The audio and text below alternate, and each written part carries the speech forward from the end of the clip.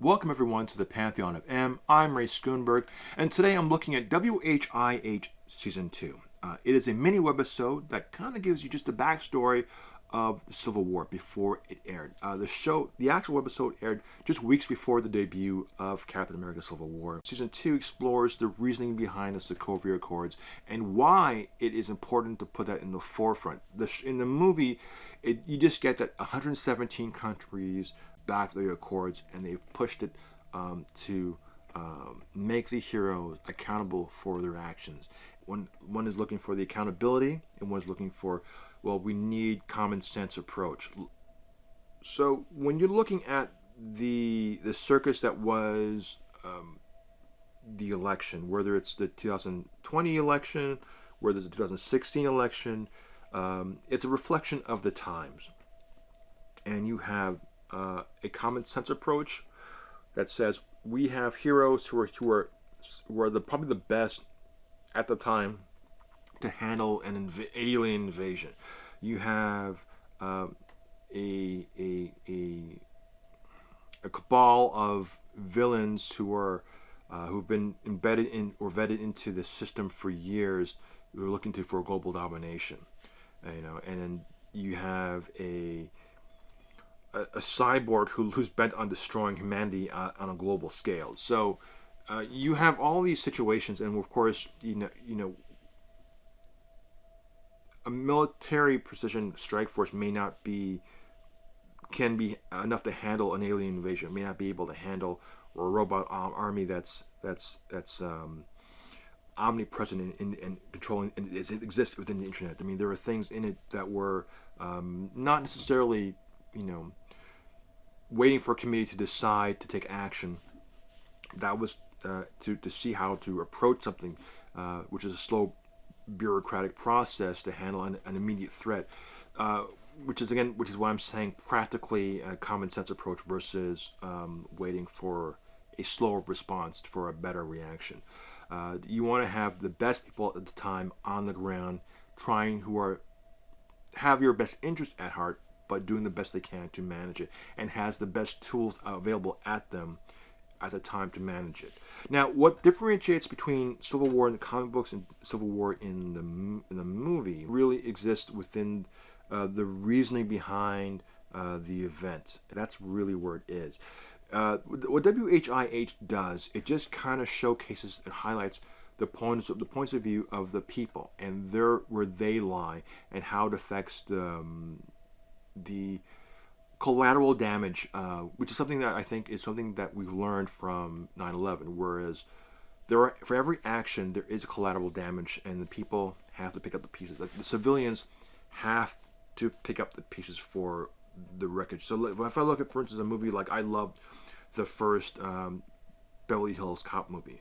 But when you look at the scene where he's driving through the neighborhood destroying all these cars, these are cars people drive to go to work. These are people whose livelihoods are destroyed, and no insurance company is going to cover the woman who's a single parent who owns a car that a semi truck destroys, and her insurance have gone up, there's for every the actions of the violence, though sensationalized and fun as it is with the music and everything, it really has dire consequences for those who are just civilians, people on the street who are impacted by the actions and the violence that occurs.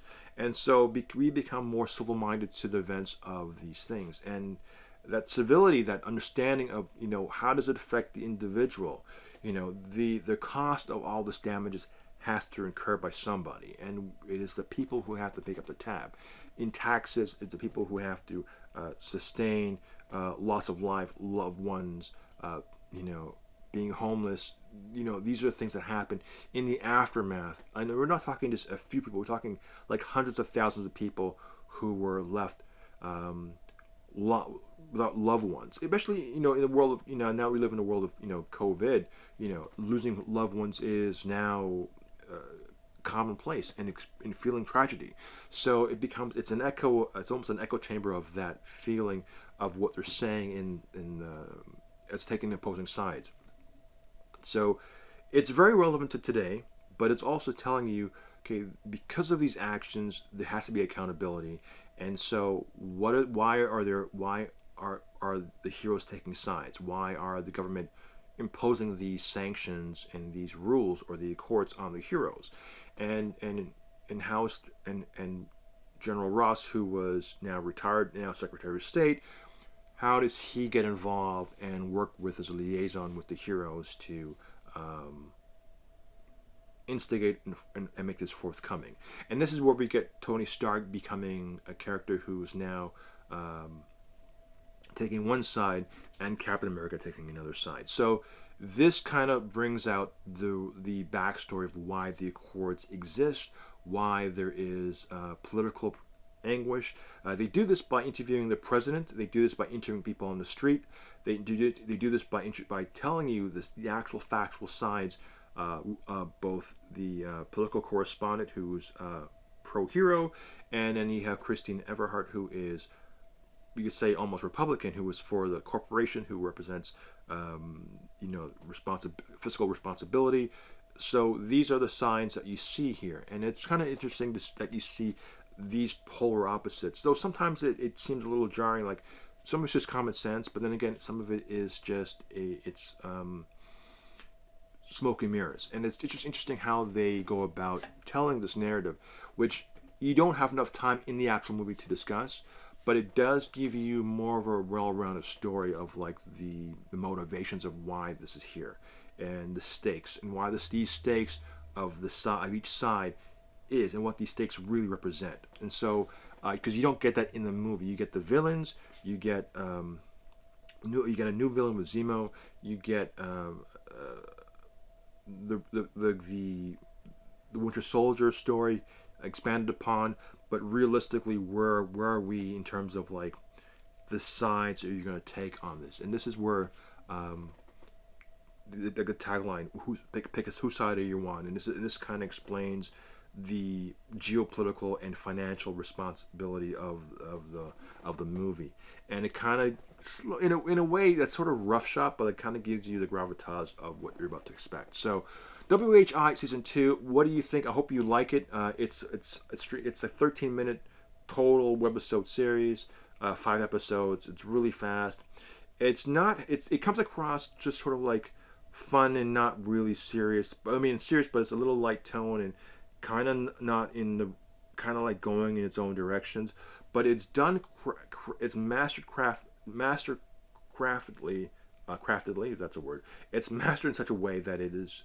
It tells you these are the characters, these are the stakes, these are the thoughts of where we are politically and where we're going to go. And it's and though it feels very loose and open-ended, it's actually targeting quite nicely the issues that we need to be aware of and how it affects the overall narrative of the movie that's coming. And so with that, I hope you enjoy watching this, because it's a really cool add-on to just give you a little bit more something to think about when you're watching the show, like why the Accords exist and how it affects Civil War. So on that note, I'm Ray. I'll see you next week. Take care.